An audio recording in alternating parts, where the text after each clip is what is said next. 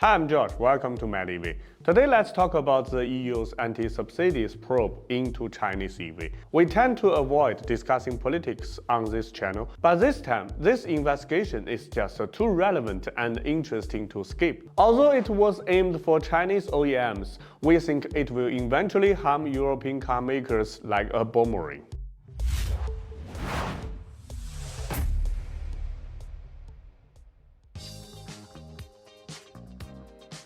But global markets are now flooded with cheaper Chinese electric cars.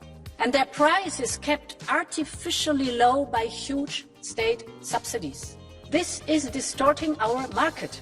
We can say this is what many politicians believe. But is this really the case?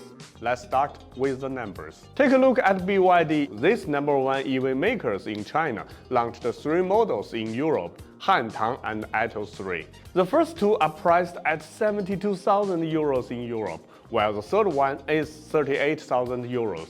But do you know how much do they cost it in China? Han started at 27,000 euros in China, and the top trim level 4-wheel drive model is started 38,500 euros. Similarly, the fully loaded Tang is also 38,500 euros, and the average price for Atto 3 is only around 20,000 euros. The price of these 3 models in Europe are nearly twice as much as in China.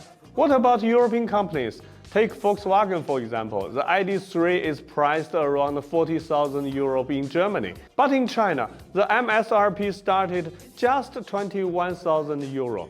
Moreover, Volkswagen dealers also offered a 5,000 euro price cut. So to own an ID.3 in China, you only need to pay 16,000 euros. As for the ID.4, the difference is even more striking. This SUV started a little bit higher than ID.3 in Europe, but it's only 19,000 euros in China, and the list goes on. So clearly, you can see who is really doing the dumping and who should really launch an anti-subsidy probe. In fact, this investigation aimed not only at Chinese car makers, but also German ones, like BMW, Mercedes, and Volkswagen. These companies were required to provide information to the European Commission about their business partners in China and details about their operations in China, such as production and the number of cars shipped to the EU. Some OEMs were even asked to provide detailed information about how they obtained each car components. This issue sparked a controversy among different European nations. Some German car makers even suspected that the real plotter behind this are French companies. And the reasoning is that they face greater competition from Chinese EVs than Germans do in Europe, while their business in China remain unaffected by EU's anti-measure. So insiders in German auto industry believe that this only represents French interests. It's their way of trying to take out German car makers while pretending to have a moral high ground. In fact, the EU did something similar about a decade ago in the solar industry. In 2012, the EU started an anti-dumping probe into Chinese solar products involving $20 billion. And of course, as we now know, this did not lead to a rise of the solar industry in Europe, at least up to now. China's solar industry continues to lead the global market while providing benefits for both sides. In our view, this kind of probe serves only to buy some time for their own industry. In Europe, 14 million people are directly or indirectly involved in the auto industry, accounting for 6.1% of the total employment.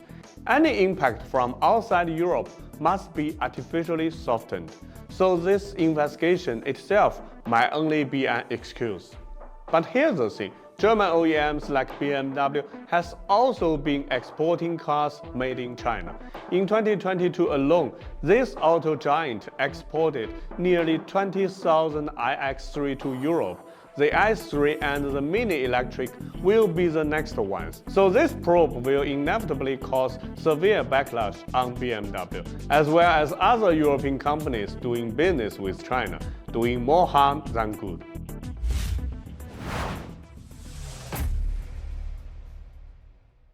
In order to boost domestic growth, China did provide subsidies to local EV makers. as did all other countries that try to embrace the electrification. Not to mention, the subsidy was already ended in 2022. Now the Chinese EV market is experiencing a full-fledged market-driven competition. On the contrary, it's the United States and the EU that are currently offering huge subsidies for the EVs produced domestically with domestic supply chain. By EU's regulation, the provisional measures may be imposed 9 months from the initiation and the definitive measures within 13 months. If the results turn out to be aligned European Commission's goal, they can impose anti-subsidy duties on BEV imports from China, and the tariff will stay there for 5 years, creating a trade barrier. This is certainly not what we want to see, as it would impact not only Chinese EV makers, but also European car makers and auto market.